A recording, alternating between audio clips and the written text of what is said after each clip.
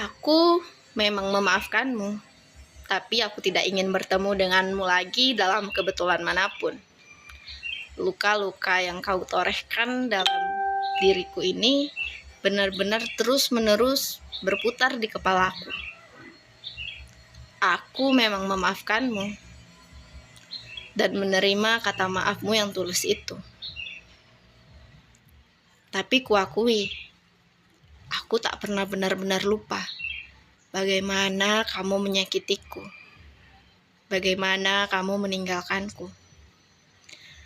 Aku pernah menjadi pengemis, memintamu untuk tetap tinggal, tapi kau malah memilih pergi.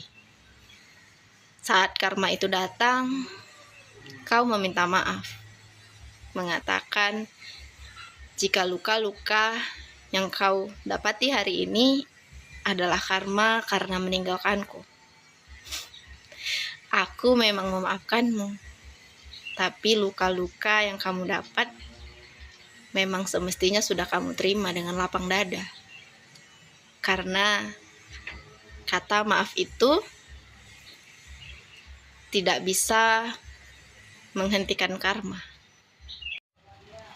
Halo, aku Ayasa dan kali ini aku bakal bawain sebuah kisah dari salah satu narasumber kita lagi nih. Tapi seperti biasa, sebelum lanjut nonton, jangan lupa untuk like, komen, subscribe, dan nyalakan tombol notifikasinya agar kalian tidak ketinggalan cerita-cerita terbaru di channel Cerita Bareng Ayasa. Lagi pula, subscribe kalian adalah penyemangat untuk aku terus konten.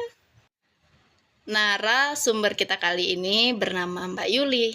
Mbak Yuli ini sudah menjalani pernikahan rumah tangga selama 10 tahun bersama suaminya dan dia tidak diberi keturunan. Karena tidak diberi keturunan inilah suaminya itu nekat berselingkuh di depan matanya sendiri. Bahkan paling parahnya lagi, suaminya ini mengirimi lokasi hotel. Dan disitulah kebenaran terungkap. Suaminya telah berselingkuh selama 2 tahun belakangan.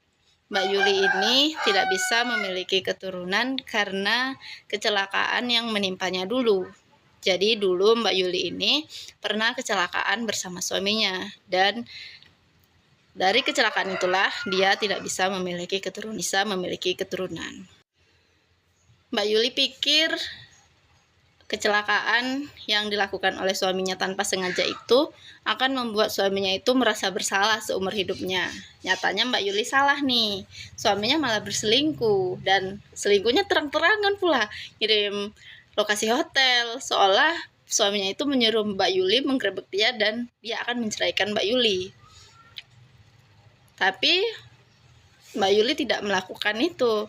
Mbak Yuli justru meminta maaf kepada suaminya, mengemis agar dia kembali kepada Mbak Yuli, agar suaminya itu kembali kepada Mbak Yuli. Gong banget kan, kayak aku diselingkuhi tapi aku juga yang harus mohon supaya tidak ditinggali. Itulah Mbak Yuli. Hal itu Mbak Yuli lakukan bukan dengan tidak sadar Mbak Yuli karena merasa dia tak bisa ngasih keturunan kepada laki-laki dan dia juga tidak mau bercerai karena menurutnya kecelakaan ini kan akibat suaminya dulu.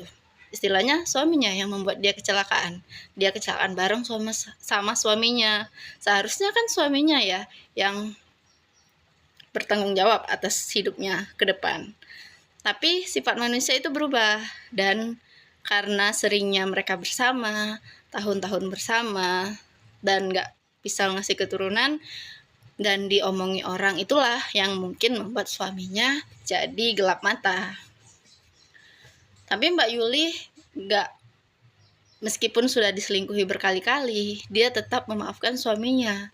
Dia tetap menerima suaminya. Karena itu tadi, karena dia merasa kalaupun cerai dan dia menikah lagi, apakah ada orang yang akan tetap menerima masa lalunya, menerima kalau dia nggak bisa mengasih keturunan? Pasti nggak ada. Itu dalam pikiran Mbak Yuli. Sampai akhirnya dia diselingkuhi berkali-kali dan sakitnya itu nggak lagi sakit kayak udah biasa disakiti, jadi udah mati rasa. Sampai akhirnya suaminya ini marah dan suaminya itu ngegugat Mbak Yuli atas dasar Mbak Yuli nggak bisa ngasih keturunan. Keputusan itu disetujui oleh KUA, oleh Pengadilan Agama, dan Mbak Yuli hancur. Di situ Mbak Yuli coba menata hidupnya, dia mencoba lebih baik lagi, dia nggak menikah lagi, dia mendekatkan diri kepada Allah, sampai pada suatu hari mantan suami Mbak Yuli ini mengabari Mbak Yuli. Dia mengajak Mbak Yuli untuk rujuk, tapi karena Mbak Yuli ini udah komitmen gak bakalan nikah lagi, walaupun itu adalah mantan suaminya, dia tetap gak bakalan mengulang pernikahan. Jadi dia benar-benar setelah bercerai dia gak mengenal laki-laki atau gak pernah dekat lagi sama laki-laki karena sakit hati yang dideritanya. Suaminya itu minta maaf sama Mbak Yuli dan mengajak Mbak Yuli untuk balikan, untuk rujuk, itu karena satu alasan. Suaminya mendapati karma karena menyakiti Mbak Yuli. Kalian tahu karmanya apa? Karmanya itu suaminya ini menghamili anak orang, tapi bukan menghamili sebenarnya. Suaminya ini dijadikan kambing hitam. Sebenarnya orang yang suaminya ini tiduri adalah orang yang sudah hamil dan dia diminta bertanggung jawab. Karena dia nggak mau bertanggung jawab, disitulah orang-orang pada menuntut dia dan mempermalukannya di sosial media. Sampai akhirnya dia meminta Mbak Yuli, meminta maaf kepada Mbak Yuli atas kesalahan-kesalahan yang pernah dia lakukan. Mbak Yuli memaafkan, tapi dia gak benar-benar lupa atas kejadian-kejadian yang pernah menimpanya, atas kejadian-kejadian yang dulu dia lalui bersama suaminya, bagaimana dia memohon, bagaimana dia mengemis, semua itu gak pernah dia lupain sama sekali. Lalu suaminya ini datang meminta maaf dan bersujud kepada Mbak Yuli karena karma yang dia terima itu benar-benar membuat pukulan telak dalam hidupnya. Gak hanya kehilangan pekerjaan, dia juga harus menanggung beban yang dia sendiri gak buat, karena itulah karena karma yang dia dapat. Sampai akhirnya Mbak Yuli mengatakan karma itu sudah seharusnya mantan suaminya itu terima, karena kesakitan-kesakitan Mbak Yuli ini adalah jawaban-jawaban dari Allah yang Allah berikan untuknya. Berulang kali mantan suaminya ini ngechat Mbak Yuli untuk minta maaf, dan berulang kali juga Mbak Yuli maafin. Tapi bukan berarti karma itu akan berhenti, ya kan? Karma itu nggak akan berhenti hanya dengan kata maaf.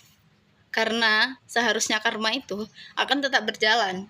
Bagaimanapun kamu memohon, bagaimanapun kamu minta maaf, karma itu akan terus datang, karma itu akan terus hadir di dalam kehidupanmu karena kesalahan-kesalahan masa lalu yang kamu lakukan. Jadi untuk Mbak Yuli, untuk mantan suami Mbak Yuli, berhentilah menghubungi Mbak Yuli karena dia benar-benar sakit hati, karena dia benar-benar gak bisa lupa, karena dia benar-benar risih di chat terus-menerus.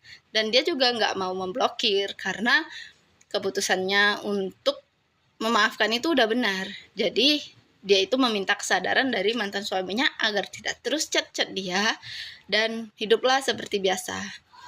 Terimalah karma kamu karena itulah yang dulu kamu lakukan kepada Mbak Yuli. Itulah dosa yang harus kamu tanggung. Buat kalian yang mau kirim-kirim cerita, bisa banget di deskripsi di video. Jangan lupa untuk like, komen, subscribe, dan nyalakan tombol notifikasinya agar kalian tidak ketinggalan cerita-cerita terbaru di channel Cerita Bareng Ayasa. Sampai jumpa, salam hangat, dan salam dari Ayasa.